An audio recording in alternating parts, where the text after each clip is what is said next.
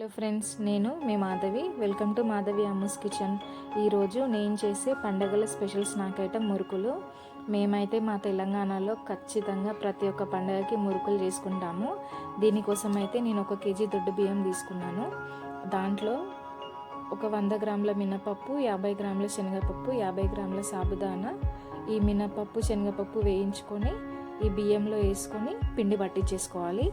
ఇప్పుడు ఆ పిండి పట్టించుకొని పక్కన పెట్టుకున్నాం కదా, దాంట్లో నేనైతే ఒక 2 టేబుల్ స్పూన్ నువ్వులు తీసుకున్నాను, ఒక 1 టేబుల్ స్పూన్ వాము తీసుకున్నాను, అట్లనే ఒక 1 టేబుల్ స్పూన్ కారం, 1 టేబుల్ స్పూన్ ఉప్పు. ఇవన్నీ బాగా కలిసేటట్టు మిక్స్ చేసుకోండి పిండిని. ఇప్పుడు బాగా వేడిగా ఉన్న ఆయిల్, బాగా కాచి చల్లార్చుకున్న నూనెని దాంట్లోకి వేసేసుకోవాలి. ఆ పిండిలోకి వేసేసుకొని కలుపుకోవాలి. బాగా కలుపుకోవాలి. ఇట్లా ఉండలు లేకుండా కలుపుకొని ఇట్లా మనకి అంటే చేతిలో పట్టుకొని చూస్తే ఇట్లా ముద్ద రావాలి.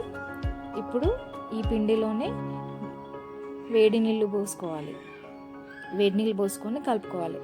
ఇప్పుడు మనకు కావాల్సినంత పిండి అంటే కొద్ది కొద్దిగా తీసుకొని దాంట్లో వాటర్ పోసుకుంటూ పిండి ముద్ద రెడీ చేసుకోవాలి.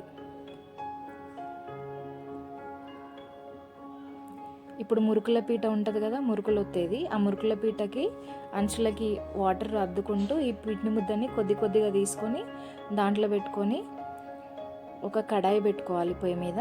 కడాయి వేడైన తర్వాత ఆయిల్ పోసుకొని ఆయిల్ కూడా వేడైన తర్వాత ఈ మురుకుల పీటతో మురుకులు ఒత్తుకోవాలి. కొంతమందికి రాదు, ఇట్లా జల్లిగంట పైన వేసుకుంటారు. డైరెక్ట్గా వేసేసేయండి, ఏం కాదు.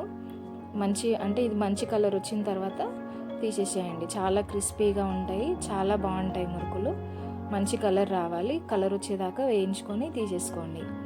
అంతే అండి, ఎంతో టేస్టీగా తయారయ్యే మురుకులు రెడీ. మీకు కనుక ఈ వీడియో నచ్చితే లైక్ చేయండి, షేర్ చేయండి, మరియు నా ఛానల్ని సబ్స్క్రైబ్ చేయండి. Thanks for watching this video.